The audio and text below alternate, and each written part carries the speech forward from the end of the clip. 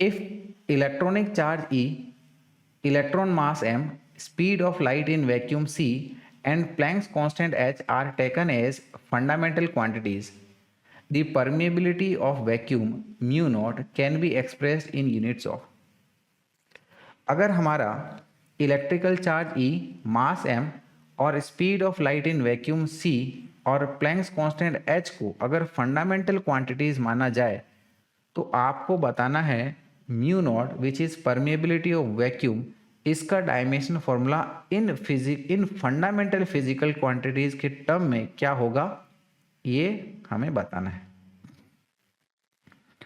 तो देखिएगा D students, यहाँ पर जो हमारे पास में टर्म्स है वो कौन से चार्ज ही, इसका डायमेंशन फॉर्मूला हमें पता है, मास का डायमेंशन फॉर्मूला भी डायरेक्टली पता है, speed of light in vacuum c, speed dimensional formula पता है, प्लैंक्स कांस्टेंट एच, इसका डायमेंशनल फॉर्मूला भैया नहीं पता है, तो इसका निकालना पड़ेगा।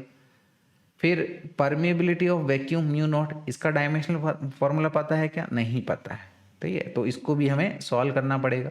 तो सबसे पहले हम लोग यहाँ पर mu naught that is permeability of vacuum या फिर फ्री स्पेस का डायमेंशनल फॉर्मूला निकालते हैं।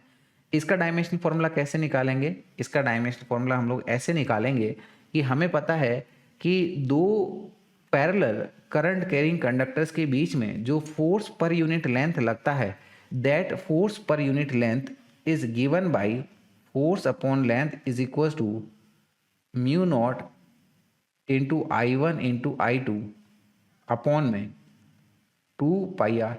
म्यू नॉट डेफिनेटली हमारा परमेबिलिटी ऑफ फ्री स्पेस है, I1 पहले वाले कंडक्टर में करंट फ्लो कर रहा है, जो I2 दूसरे वाले कंडक्टर में जो करंट फ्लो कर रहा है, और R इन दोनों के बीच की डिस्टेंस ऑफ सेपरेशन। तो 2π ये हमारा डायमेंशन लेस क्वांटिटी है।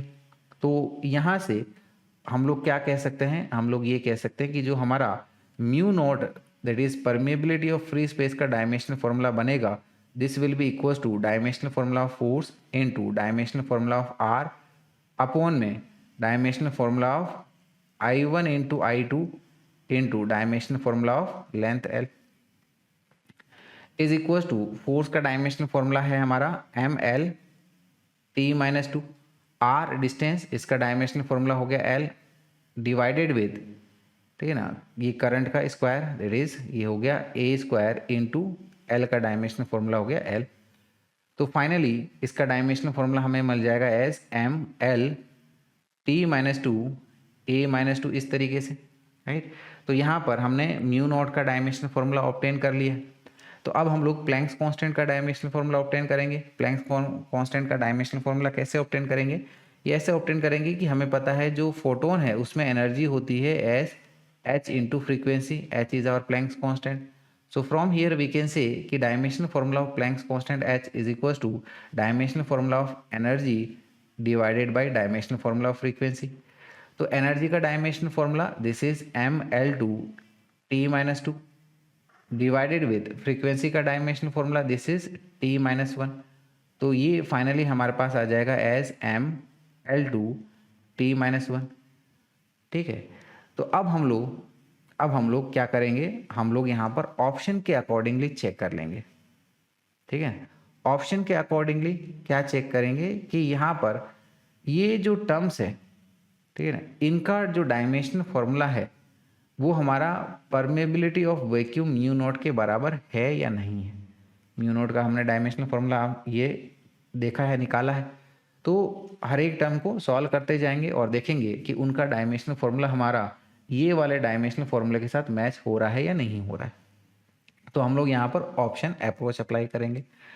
तो देखिएगा पहला ऑप्शन ए वाला हमारा क्या कह रहा है कि दिस इज h अपॉन में m e square, h which is our Planck's constant, इसका डायमेंशनल फॉर्मूला हमने ऑब्टेन किया है ML2 T-1 divided with m हमारा मास है और E हमारा चार्ज है, चार्ज होता है हमारा करंट इनटू टाइम, इसका स्क्वायर है, तो ये डायमेंशनल फॉर्मूला हो गया A स्क्वायर T स्क्वायर। तो फाइनली इसका डायमेंशनल फॉर्मूला हमारा क्या आ रहा है, ये आ रहा है m से m ये कट जाएगा, यानी कि क्या आ जाएगा L2 T-3 A-2 इस तरीके से।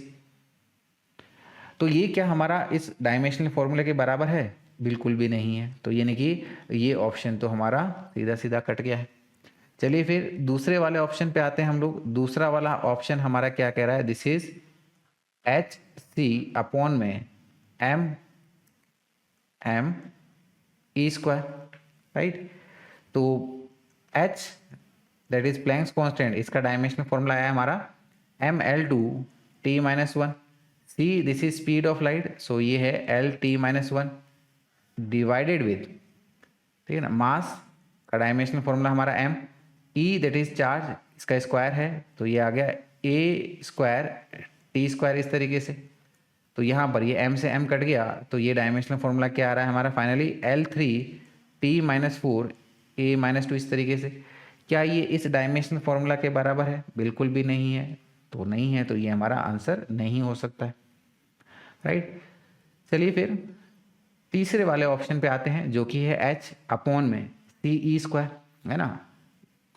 तो उम्मीद करेंगे कि ये हमारा ऑप्शन हो ताकि थोड़ी मेहनत हमारी कम हो। तो देखिएगा ऑप्शन सी को देख लेते हैं। Option c which is h upon में ce² इज इक्वल टू, है ना, h हमारा प्लैंक्स कांस्टेंट, इसका डायमेंशनल फॉर्मूला क्या है हमारे पास में, दिस इज ml/t-1। तो ये है हमारा ml/t-1 डिवाइडेड विथ, ठीक है ना, c that is speed of light, so L-t-1 और e² यानी कि चार्ज के स्क्वायर का डायमेंशनल फॉर्मूला a² t² होता है। तो फाइनली ये हमारे पास में क्या मिल रहा है, ये हमें मिल रहा है एस ml/t-2 a-2। तो क्या ये हमारा इसके साथ मैच हो रहा है, ml/t-2 a-2, है ना, और ये क्या है ml/t-2 a-2 पूरी तरह से मैच हो रहा है, यानी कि आपकी दुआएं रंग लाई है और यही हमारा ऑप्शन हो गया है करेक्ट। तो सही आंसर हमें जो मिल रहा है which is our option c as the correct answer.